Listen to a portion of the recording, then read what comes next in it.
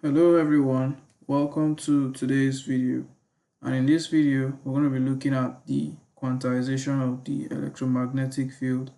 So this is a new lecture series on quantum field theory. It's advanced quantum mechanics, and we're going to be looking at the longitudinal energy in k-space. So given the electromagnetic energy EM, the electromagnetic energy consists of the perpendicular part and the parallel part of the electric fields. So this perpendicular part here is also known as the transverse part, and the parallel part here is known as the longitudinal part. All right, so we're going to focus on the longitudinal part today in k-space. That's what we're going to focus on. Now let's get started. So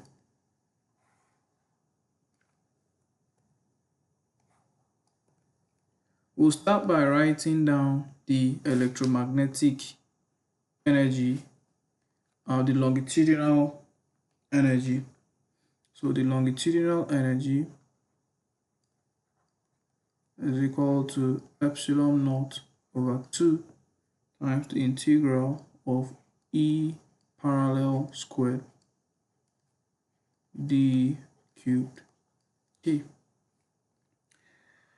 But this E parallel is equal to minus I k rho over epsilon naught k squared, where this rho is a function of k. So this is the electric field in k-space, the perpendicular electric field in k-space. But where does this equation come from? So I'm going to do a very quick derivation of this perpendicular electric field. So I'm just going to take it and write it up here somewhere. E perpendicular is equal to minus I k rho over epsilon naught k squared. All right.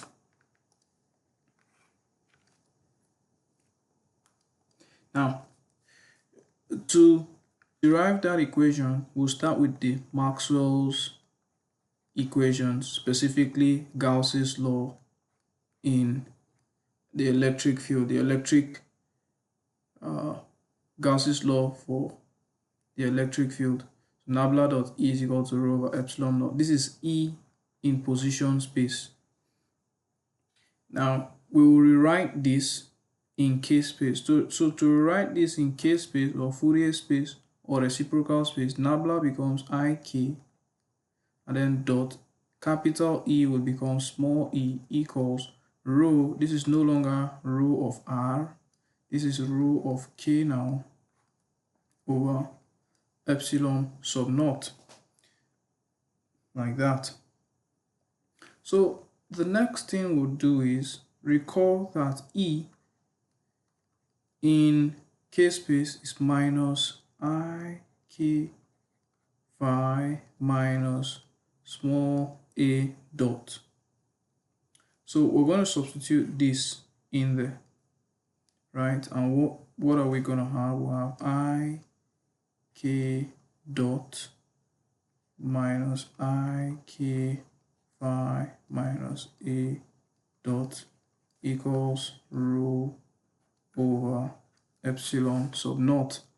So the next thing you do is you would simplify that expression. So what is ik multiplied times ik, or what is ik dot ik? So I dot minus I, that will give you plus 1, k dot k, that's k squared.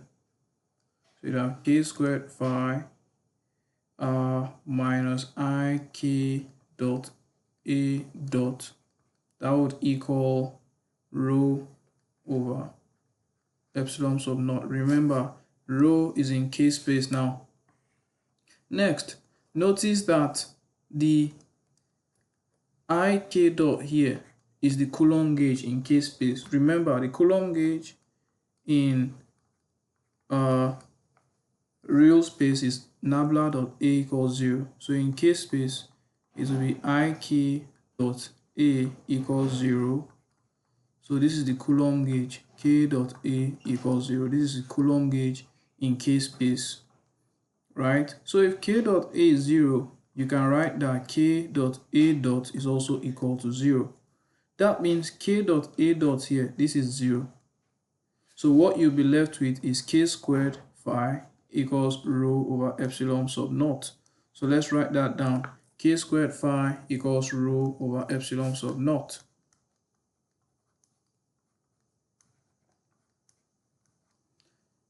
This means that phi equals rho over epsilon naught k squared. You can see that.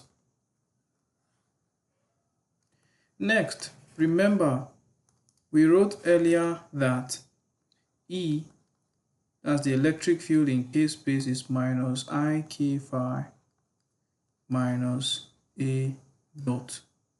This part right here is E parallel, and this part right here is E perpendicular.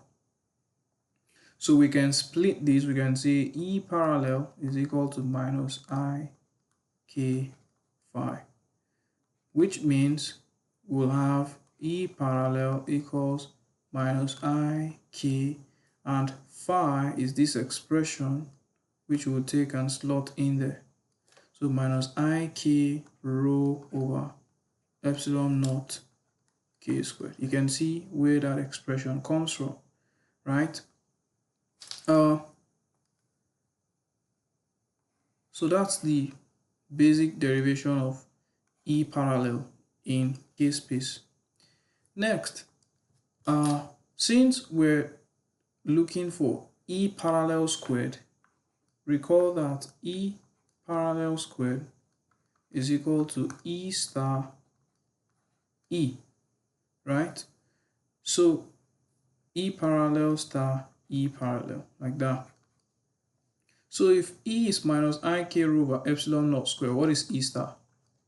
E star will be plus I. You replace the minus I with a plus I rho over epsilon naught k squared. So this will be equal to, let me get rid of that, E star ik rho over epsilon naught k squared multiply times E parallel minus ik rho over epsilon naught k squared. Let's simplify this expression. You can see I and minus I, that becomes a plus 1. This k, that k, and the k squared at the bottom, they'll cancel out. Sorry, E star is supposed to be a star here. So you put a star there for rho. So this will be equal to rho star rho over epsilon naught squared k squared. So that's what E parallel squared is equal to. Now I'm going to substitute all this into that expression at the top.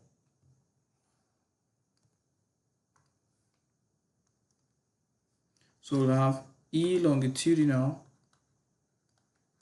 equals epsilon naught over 2 integral of rho star rho over epsilon naught squared k squared d cubed k.